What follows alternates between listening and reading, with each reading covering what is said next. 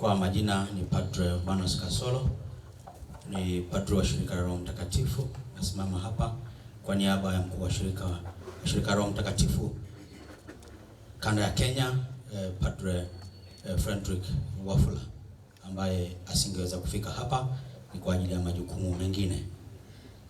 Amenituma basi nitoe pole zake kwa mkuu wa shirika la Roho Mtakatifu provinsi ya Tanzania, Padre Gregory Malia, na mapadre wote Florida Malia, na mapadre wote kwa ujumla. Poleni sana na pokeeni pole zetu ukanda ule. Poleni kwa hitilafu hiyo. Binafsi niseme kwamba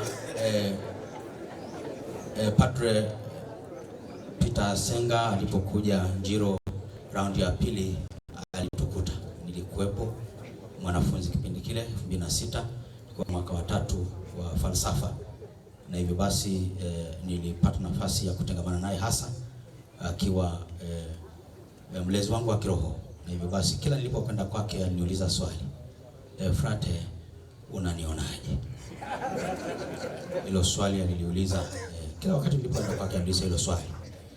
Pia nilipoenda kwenye mitihani ya maongezi or exams pia aliniuliza swali, na aliuliza na wengine pia.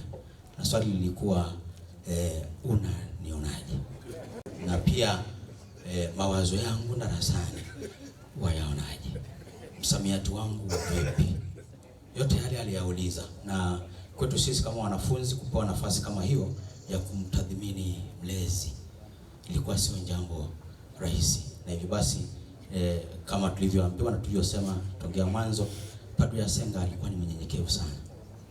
Alikubali kutathminiwa na wanafunzi, alikubali kutangamana nasi bila kutudhalilisha, alikubali kutuongoza na mengine mengi. Hivyo basi niseme poleni sana kwa kuondokewa na nimwite Nyundo.